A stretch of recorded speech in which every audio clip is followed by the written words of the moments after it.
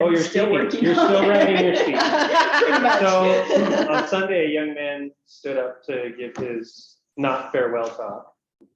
And he said, I took the advice of Justice Moon, it's another kid in our ward who's chronically late and all this stuff. He said, wait till 5 minutes before your talk and then start preparing. And that way it only takes 5 minutes to prepare. Oh, you don't have to sweat it. And how But was he it? actually gave a really good talk and had some good things. Hey, Eric's back. One thing he said was, he was like, my grandpa said, I wish I wasn't so dang good looking. I wish I was, because then I'd be smarter or something like that.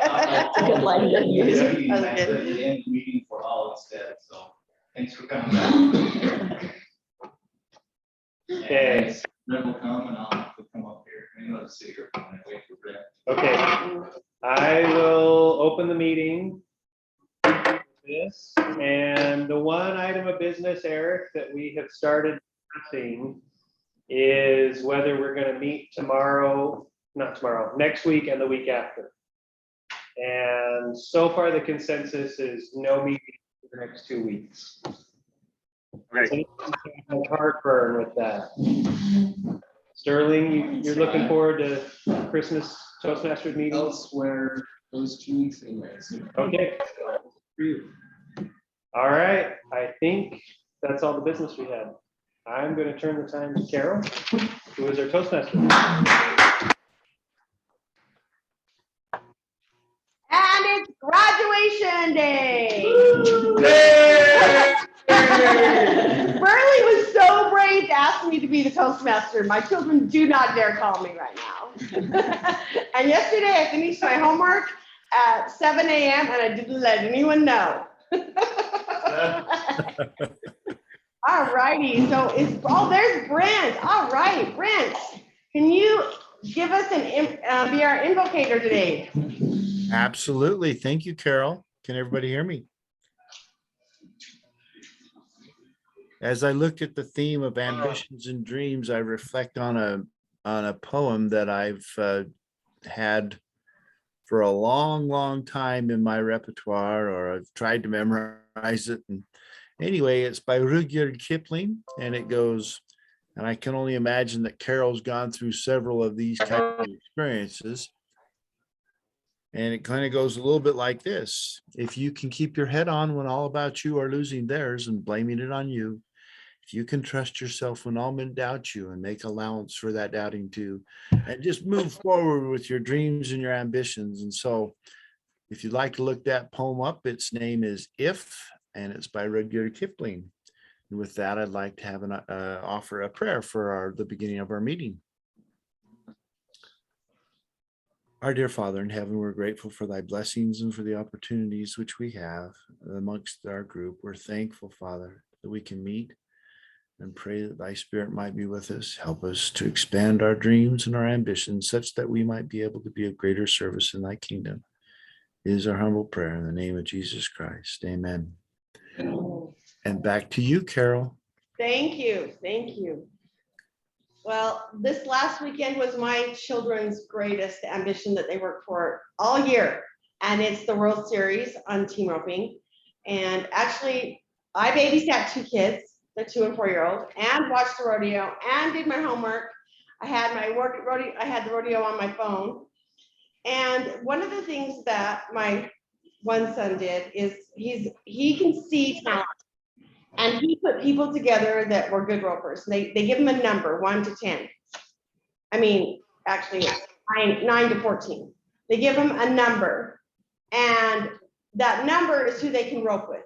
Well, actually, it is 5. It starts. I can't remember. I think it starts with a 1 and it goes to a 10. And you get a number for heading and you get a number for hilling. And those numbers equal something, and that means the roping you're in. Well, my son actually saw talent in one of his teammates, and it's actually Bradshaw in Sugar City. And he's like, this is what you got to do. You're the perfect number. You're the perfect number because you can rope with the low number where they give her money, and you can rope with the high number, and I will rope with you. And I'll pay for your entry fees. The entry fees are $2,500 a roping. He says, this is what you got to do. And they're in Arizona. We rope every day, and if we don't practice in the morning, then we have to put $5 in the jar. But you have to do this, and I will pay your entry fees, $15,000 of entry fees for this kid.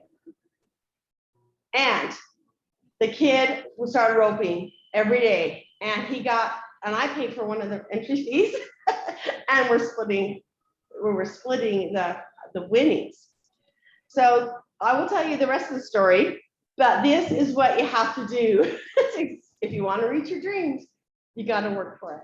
Now, Tara is going to be our speaker today, and she has had a week. She's had a week. Her plumbing went out.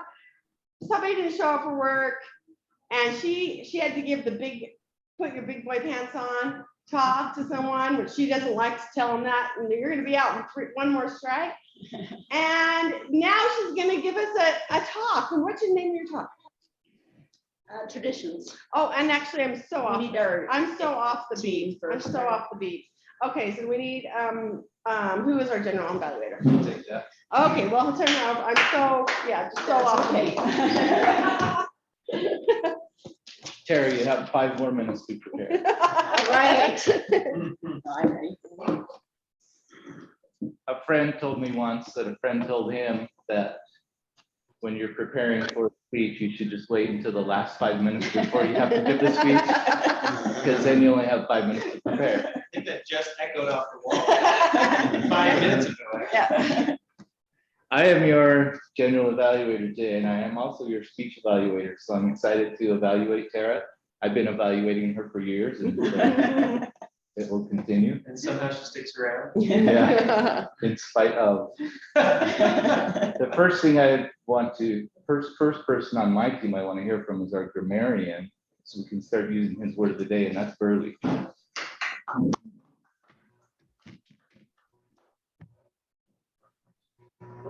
You think of the grammarian's role as being staid and set and whatnot, and I think we need to break out of the mold.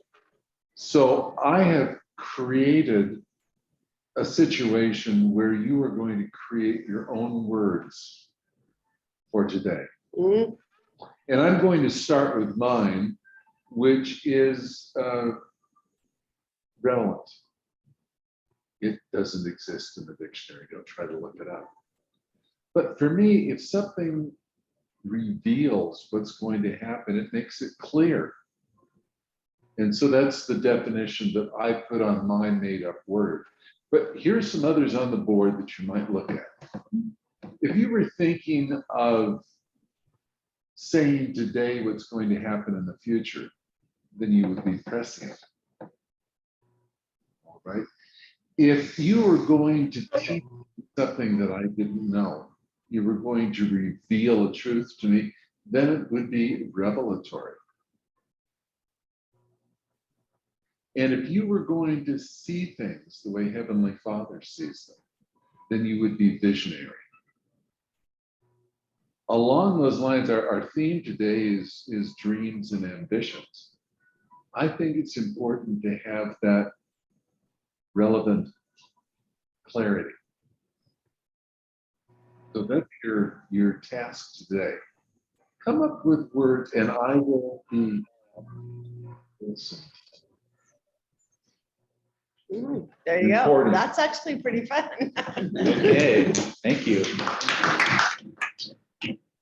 For those of you keeping score at home, we don't yet have a second camera on the word of the day, but just to repeat the 3 words he wrote up there, and in addition to what he shared with us, is prescient, revelatory, visionary.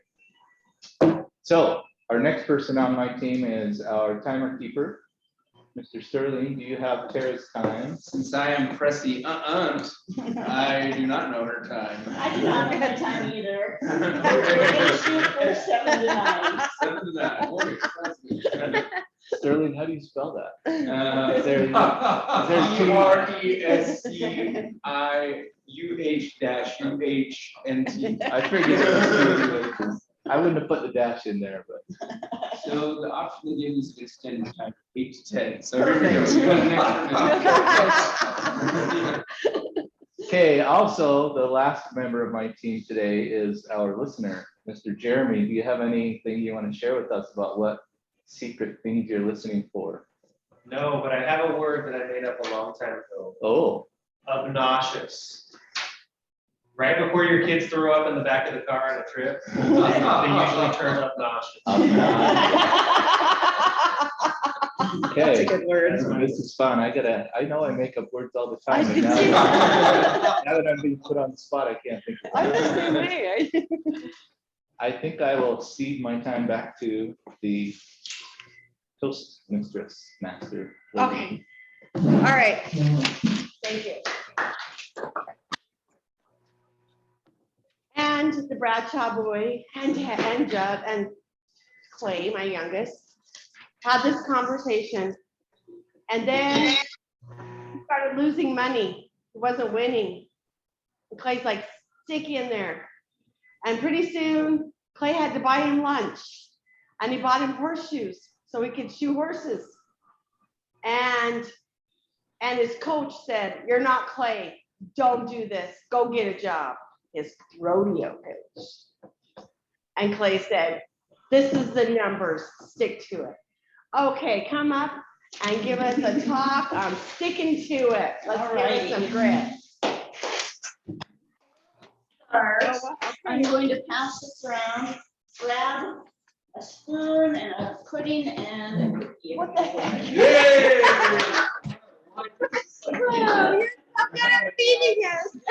I'm a food person. To me, food is love. And so when I talk about anything, I automatically think of food. Yeah, you'll have to open the cookies. Those are really good. Those are my, Those delicious are cookie in my Jim's mind. favorite. Yeah. I'll have one for you, Eric. Yeah, sorry for my online friends. You just break them off. Yeah, maybe just pass them around. Sorry, I didn't think this all the way through. They're the best. I love shortbread. Okay, now, you better wait for just a second. Yeah, but I'm gonna wait just a moment until we get a little more organized. I wanna miss you. Are you skipping those? So what kind of, oh, is it chocolate pudding? It's butterscotch pudding, Okay, and there's a reason for that. okay.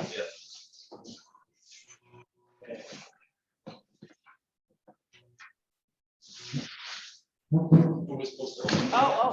Yeah, you can go ahead, start, enjoy.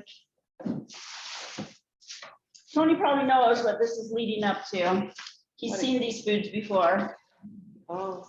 I'm just gonna go for it. What is a tradition? Burley, what's your definition of a tradition? Something that you do on a repetitive basis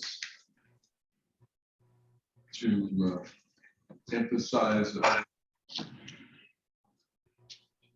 principle, activity, an event. Awesome. Sterling, what do you think of when you think of tradition? Something that if it isn't done, people are disappointed, they expect it. Oh, that is true. Very good. I think of these things as traditions also. We have a tradition in my family that you are now being introduced to, which you probably never heard of before because it's entirely made up. And it's something that I love, and Christmas reminds me of it, but I wanted to introduce it to you. It came about because my dad is an amazing person. He struggles, however, with a condition called SAD, seasonal affective disorder. And this causes a lot of depression, anxiety, hopelessness, and it has to do with the seasons of the year. So when there's very little sunshine, it's cold, he struggles with this.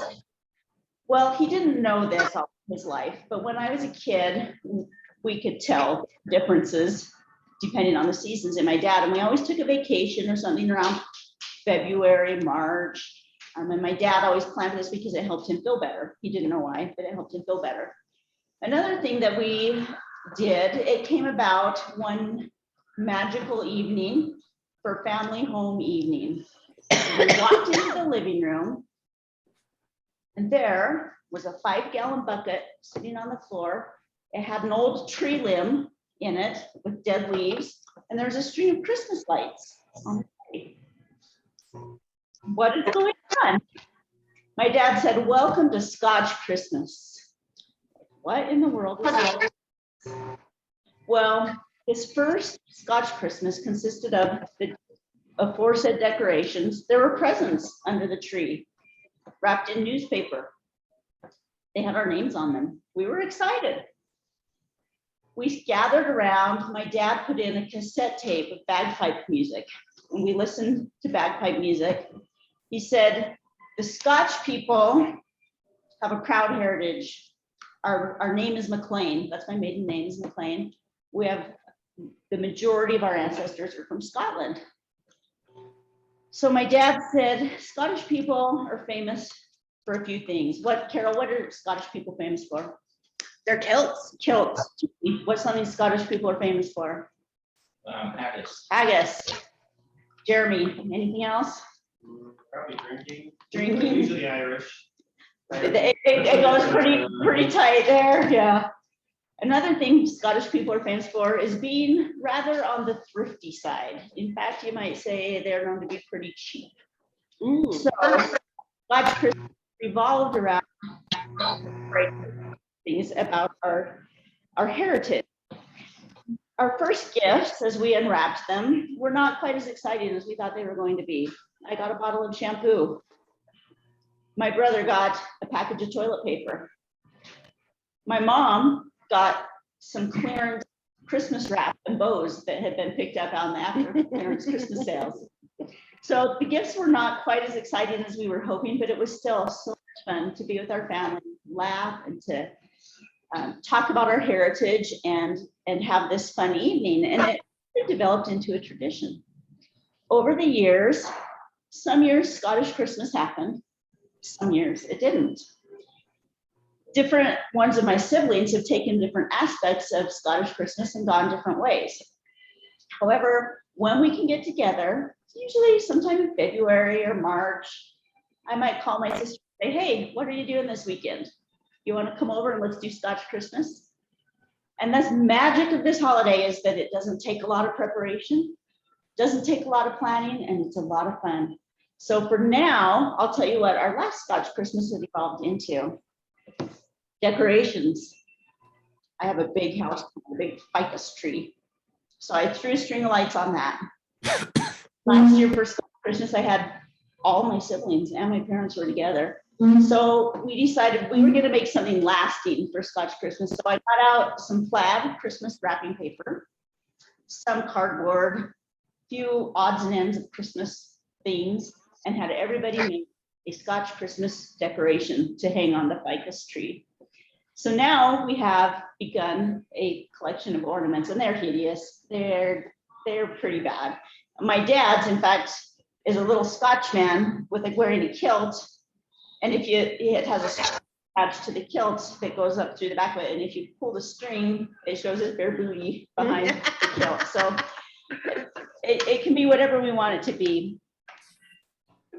We have used our old dead Christmas tree we pulled in from the backyard too as our Scotch Christmas tree with needles on it. Just whatever we can find that happens to be laying around that's quick and easy. We have changed so that now we wear our Scotch apparel. As you will notice, I'm wearing my plaid sweater. We can wear anything plaid. Sometimes it's a hat, sometimes a tie. Last year, Tony made a brand appearance in his plaid pajama bottoms and was a hit and enjoyed the evening very comfortably. Another thing we do is everyone gets a new pair of Argyle socks. Argyle is a very Scottish thing, so to get something new and fun, everybody gets a pair of Argyle socks. And then we take a picture of everybody's feet with our Argyle socks on. Another thing we do is the bagpipe music. You can't have Scotch Christmas without bagpipe music. So Tony is very good at digital technology, so he'll stream some bagpipe music in. A few years ago, my sister bought a set of bagpipes. So guess what?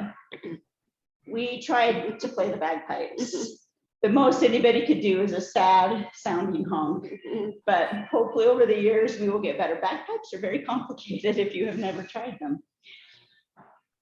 For activities, my granny was a dancer. She loved to dance. And she taught all of her grandchildren how to do the Highland Fling. Now, to this day, none of us can remember how to do the Highland Fling correctly, but we have a lot of fun trying to do the Highland Fling. My brother's family has taken this part of the tradition a step further. He has small children. They roll out a big sheet of bubble wrap on the ground and they practice doing the Highland Fling on top of the bubble wrap. Oh my with their children. So that's a lot of fun. I personally haven't participated in this, but it might be a highlight this year's Scotch Christmas. We often do a gift exchange. Remember the gifts. You cannot wrap it in good paper. You have to find something else to wrap your gift in, and it has to be a true white elephant gift. No running to the dollar store for those fancy expensive gifts. It has to be something that you find around the house. So search your closets and your pantries and see what you can come up with. The best one that I remember from a few years ago is a buffalo costume, a wooden buffalo head that was a much desired item to be received. Another thing that we have often done during Scotch Christmas is have everyone that comes has to participate. It's part of the deal. And so they can tell a story about a Scottish ancestor. So we try to bring in some family history and genealogy. They can tell a joke. The joke that comes up every year, which I still laugh at every year, it's a Scottish man walks into the doctor. He says, "Doctor, I'm not feeling so well." The doctor says, "Aye, laddie, you've got a week off." And the man says, "Oh, thank you." And he walks out. He has a week off.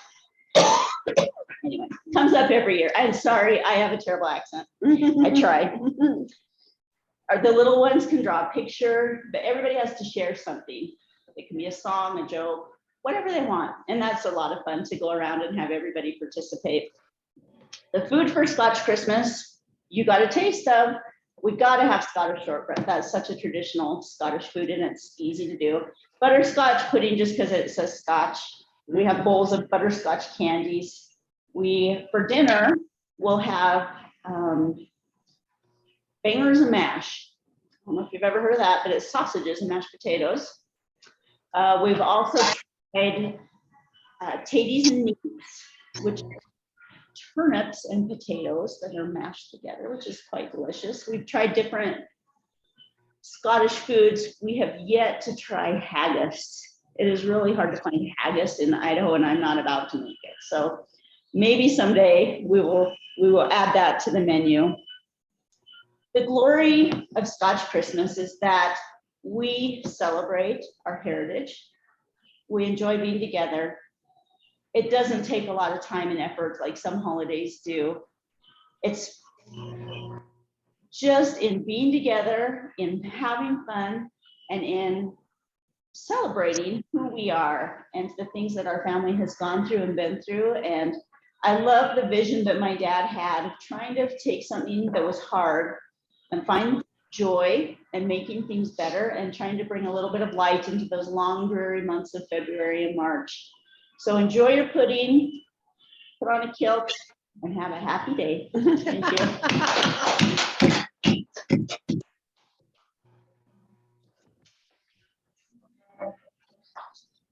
What a great tradition. That is so much fun and the pudding was delicious. Thank you. We have the cowboy tradition, a cowboy Christmas in Las Vegas. We're going back there. So Cooper was running out of money and Clay's like, "I have it figured out. You are up 6 times. You're in the 5, you're in the 8, 9, 10, 11, 12. He's 5 times. Or actually maybe even 6 with Clay in the 6th roping. You're gonna win some money. The chances are there. And Cooper sold his horse trailer and borrowed $10,000 from his mom and dad. Now we will turn the time over to our table topics, and that is Eric. We do not have time for table topics today, so we'll turn it back to you, Carol, or our evaluation team. Oh, that's right. Sorry. All right. long story short, Cooper won over 200,000 in one of his ropings, and they both came home as rich boys. I lost all of my money. It's okay. But they both have close to 100,000 in their account for the next year. Awesome. We'll turn the time over to Tony.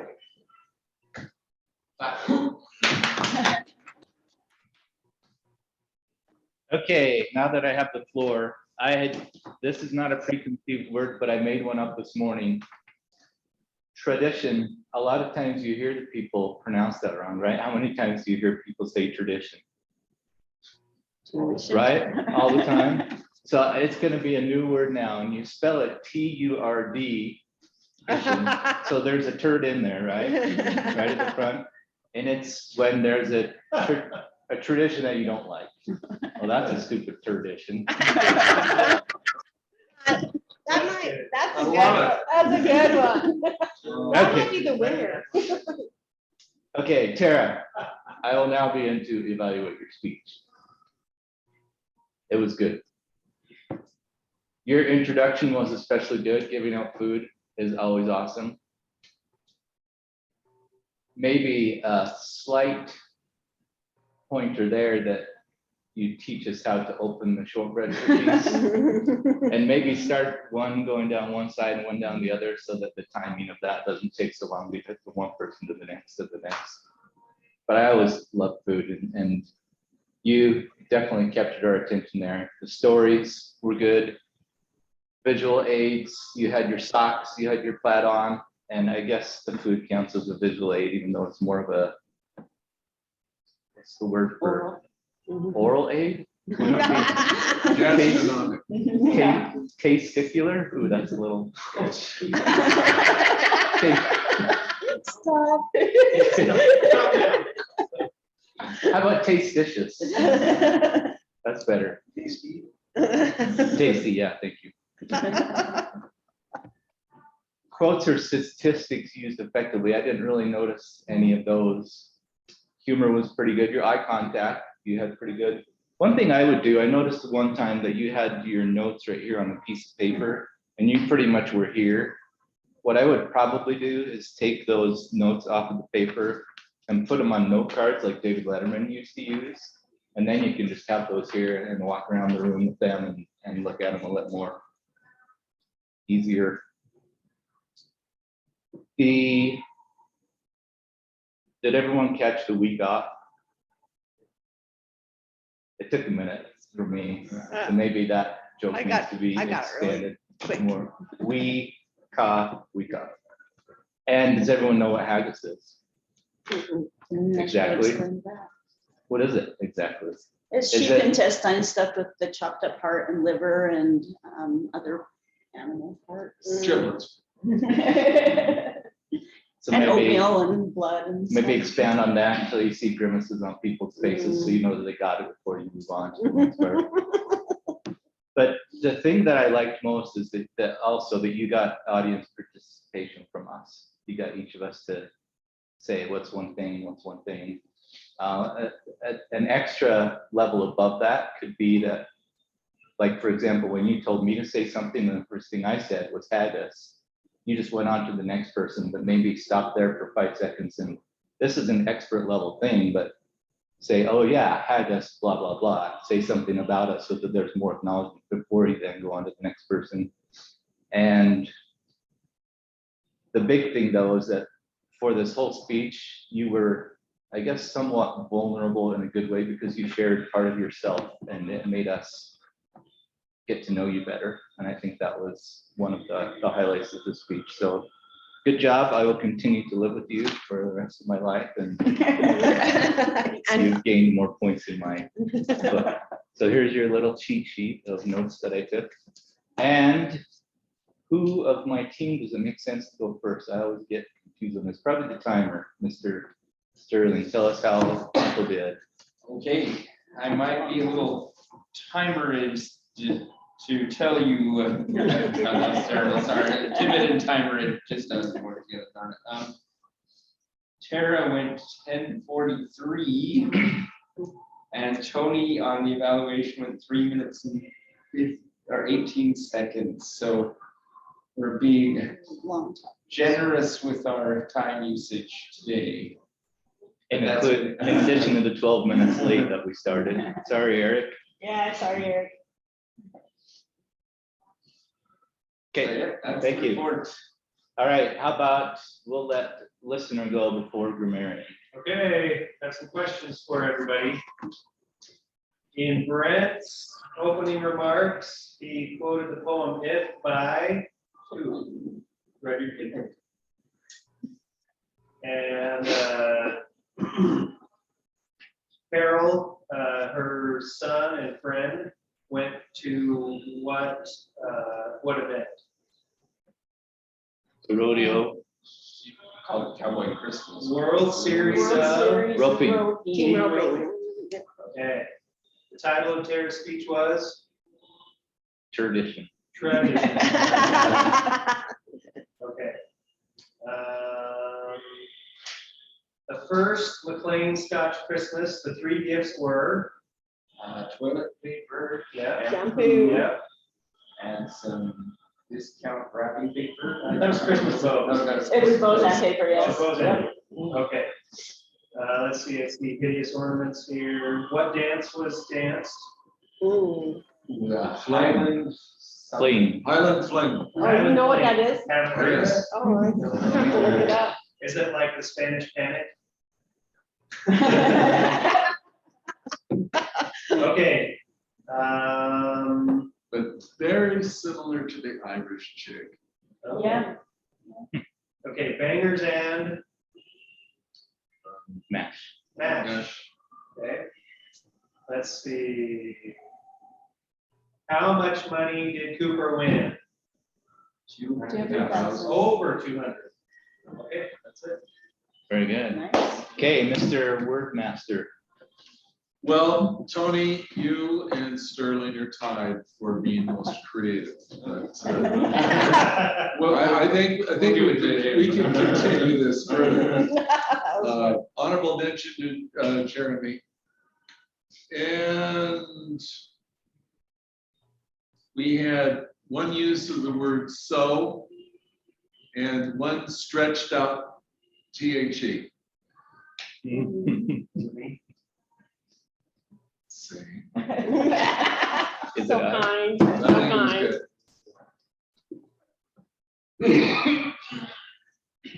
good. Okay, general evaluation of the meeting. We started late, not your fault. Coincidentally, you came in just on the time that we had many technical difficulties. In addition to snow causing us to, I would have been on time, but it's the people in front of me who can't drive the speed limit when there's 4 inches of icy snow on the ground, which I don't understand. That caused me to be later than usual. And then we had technical difficulties. So again, Eric, thank you for seeding your table topics time. What was that? What were we gonna get? Oh, don't lose it. We'll give you an opportunity after the first year. Give us a hint. Charles Dickens. Oh. yeah. Okay, evaluation complete. I turn the pen back to you, madam. Or to you. Oh, Are you one done? more thing. One more thing. Let's hear it. Cooper broke his finger in one of the first ropings and still won the money. Wow. That's what a cowboy does. That's what a cowboy does. Amen. So we want to repeat for, did these guys hear that we're not meeting? Did you guys hear we're not meeting for 2 weeks? I see a thumbs up from Eric. Merry Thumbs Christmas. up from Brent. Happy New Okay. Year. Okay. I'm saving this. I'm taking it with me. Oh, that's right. Okay. I just Okay, knew see you you want guys. more? I just knew it would make me talk. Thank you, Tony. Appreciate you guys Much appreciated. See you, Brent. Merry Christmas. as well, Merrick. Bye-bye.